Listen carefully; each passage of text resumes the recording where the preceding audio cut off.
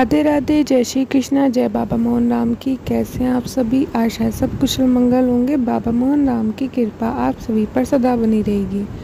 आज की वीडियो में हम बात करने वाले हैं कि हम जब बाबा मोहन राम की पूजा करते हैं या अपने इष्ट देवता के पूजा करते हैं तो पूजा में चढ़ाए गए जल, पूजा में चढ़ाए गए सामग्री, पूजा में चढ़ाया गया प्रसाद और पूजा में चढ़ाए गए फूलों का हमें क्या करना चाहिए, इन सब चीज़ों का हमें क्या करना है और इन्हें कब रखना है और कब हटाना है, इन सब की जानकारी आज हम देने वाले हैं।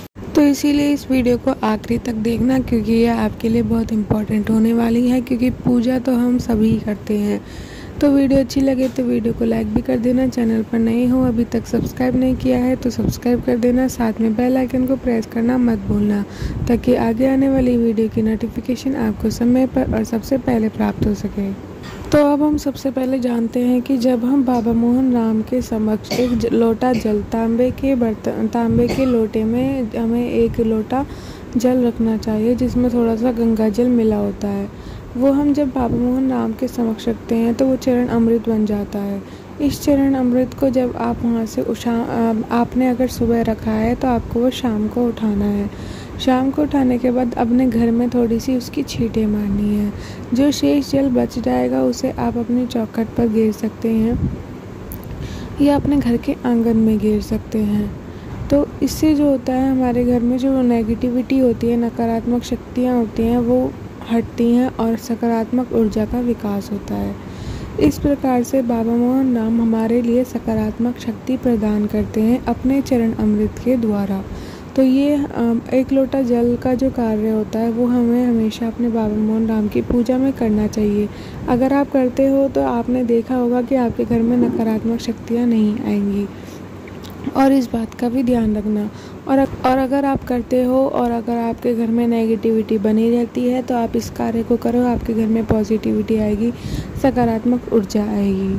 अब बात करते हैं बाबा मोहन राम की सामग्री का। अगर आप बाबा मोहन राम को अंग्यारी पर भोग लगाते हो तो उस अंग्यारी बची हुई जो राख होती है, यानी सामग्री जो होती है, उस सामग्री को आपको किसी जगह पे रख देना है। यानी किसी चीज़ में इकट्ठा करके, कोई थैला रख लीजिए, उसमें इकट्ठा करके आपको रख लेनी है वो। इसके अलावा अगर आप अंगारी पर भोग भी नहीं लगाते हो, बाबा मोहन राम की ज्योति होती है, धूप बत्ती लगती है, जब वो बची हुई शेष जो धूप बत्ती और ज्योति होती है बुझने के बाद जो बचती है, उसे भी आपको फेंकना नहीं होता।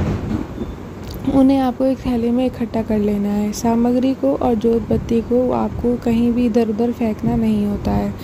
इससे उसका जो पूर्ण फल होता है, यानी जोत बनाने का जो हमारा फल होता है, वो हमें प्राप्त नहीं होता।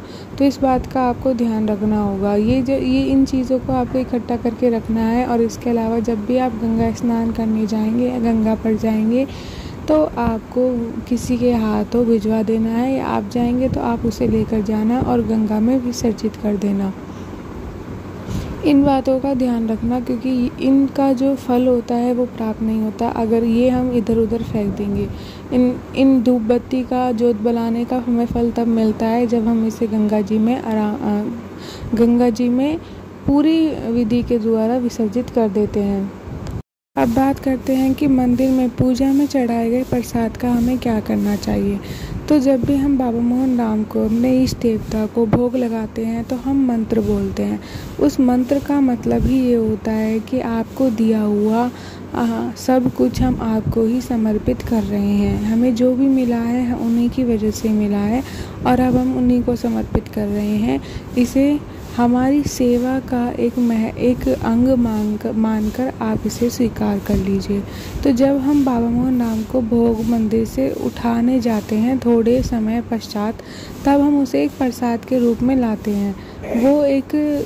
जब हम उसे प्रसाद के रूप में उठाकर लाते हैं तो जब उस प्रसाद को हम अपने घर में बांट देते हैं, यानी कि थोड़ा थोड़ा अगर हम घर में सबको खिला देंगे तो वो एक दवाई के रूप में कार्य करती है। अगर बीमारियां सिर्फ ये नहीं होती कि खांसी जुकाम होता है, बुखार होता है, बीमारियां नेगेटिव भी होती हैं। दिमाग पे असर करने वाली भी होती हैं, अंदरूनी बीमारियां भी होती हैं। जो अंदरूनी बीमारियां होती हैं, जो बाहरी चीज़ों से मतलब नकारात्मक शक्तियों से जो बीमारियां होती हैं, उनसे बचाव करता है, उनसे रक्षा करता है। बाबा मोहन नाम की बाबा मोहन नाम का प्रसाद अगर हम किसी भक्त को खिला दें और अगर उसके ऊपर कोई नकारात्मक शक्ति है या बाहरी कोई जैसे टोना टोकटा करवा देते हैं वो है, तो वो उतारा हो जाता है, उसे ये चीज़ नहीं हो सकती।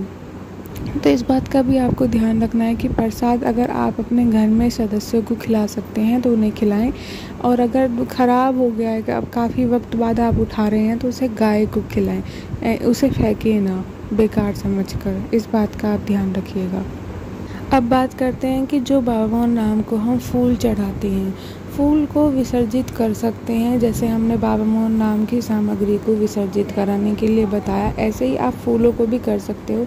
सुबह के चढ़ाए गए फूलों को आप शाम को उठा लें या उसके अगले दिन उठा लें, तब आप उन्हें उसी थैले में रख दें और विसर्जित कर दें। या इसके अलावा आप बाबा मोहन नाम के जो फूल होते हैं, सुबह आपने रखे हैं और शाम को आपको उठाने हैं, तो आप उन्हें उठाकर किसी गमले में भी गेर सकते हो, वो उसमें भी विसर्जित हो जाते हैं। ऐसे ये भी आप कर सकते हैं, ये आपकी इच्छा के अनुसार है, आप क्या करना चाहते हैं क्या नहीं।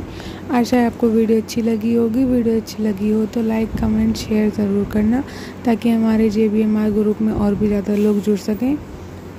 हमारे साथ यहाँ तक बने रहने के लिए आप सभी का बहुत बहुत धन्यवाद। फिर मिलते हैं ऐसी वीडियो के साथ।